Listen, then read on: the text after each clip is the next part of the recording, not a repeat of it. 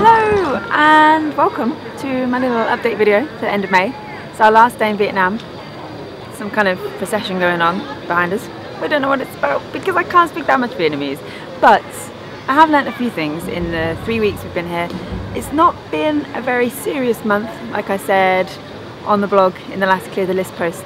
It's not been a hugely serious month for language learning because we've got a couple of months left. It's very quick, quite a few countries, quite a few different languages, and then we go home, and then I'm going to get back into Guarani with all my books that are sat there waiting for me.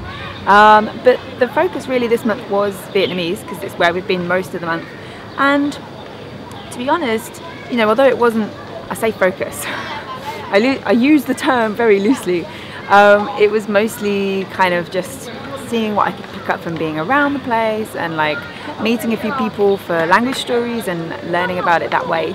And it's been kind of interesting. Like, there are a few things that I've learned. I do think honestly that one thing that's really helped is the writing system, because one way that I learn quite a lot from being in a place is from just reading. Like just now I can look at a sign behind me and it says Kong something something, and I know that Kong, I'm probably saying it wrong with tones and whatever, that means no or don't or whatever. It's like a negative word.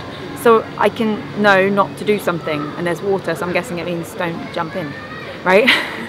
So I can figure stuff out from reading, and I feel that that's going to be one of the big differences between now and later today when we go into Laos and then Cambodia and Thailand, until we get to Malaysia, where they use, you know, the same kind of Latin alphabet there as well. So yeah, it's going to be quite interesting to see what the differences are like with that and how that works, and how that changes how much you can pick up if you can't read stuff, or if I can't read stuff around me, because that's one way that I learn quite a lot personally. So June, kind of the last full month of this trip, because we are still away in July, but only till the 12th. That's when we go back home, so like half of July, then we're home. So June is the last full month, and we're going to be in Laos, Cambodia, probably heading into Thailand before the month is done.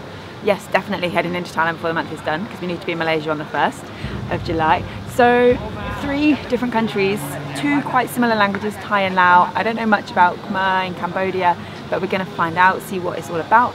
But again, just like it's been here, kind of taking it easy, kind of not worrying too much. I know that I'm not going to get very far with any of these languages in the short time we have here in the country, because it's not my focus, it's not why I'm here. So I'm not too worried, but I am, you know, I've got my basics, I've got my book, which if you follow me on Instagram you will have seen. I bought this in 2011 when I was in Asia, in Southeast Asia last time, excuse me, and I got to use it only for Burmese and Thai, and it's also got in there Khmer, Lao and Vietnamese. So now I've used it for Vietnamese, I'm happy. So there's just Lao and Khmer and Thai, of course, to be used again in this book. But it's been helpful having this. I've also found Google Translate weirdly helpful, like when you can download on your phone. So I've had the Vietnamese downloaded on Google Translate, and then when I've been in like a, you know, like I've seen a sign for food especially, and I'm like, I'm not sure if that has meat in it or whatever, I can just type it into Google Translate and it quickly gives me what I need if it's not in my little book. Lao, Sabadi, and thank you is Kop Jai. So some similarities there with Thai.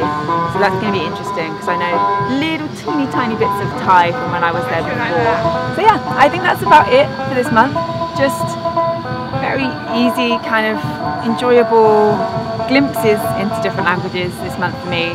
No real pressure. Although with Guarani, I don't know if you've seen the Language Stories episode yet, but it was a doozy. It was a real kind of like in the heart one for me, and I'm still learning Guarani when we get home, and still kind of doing a little bit of Duolingo every day, except for when we have like a night bus and then I lose my streak, but every day almost, and that's just keeping that just ticking over. So that is like my one thing that I am doing for like actual language learning. And remember, as always, every month there is the My Month in Languages planner available for free on lindsay.languages.com that you can download. I'll put the link in the description below.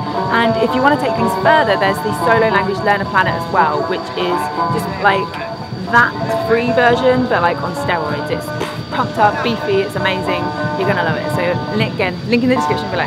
But what about you? How is your month going for language learning? Let me know in the comments below, and as always, remember to subscribe for regular language learning videos. I will see you very soon. Thank you, bye!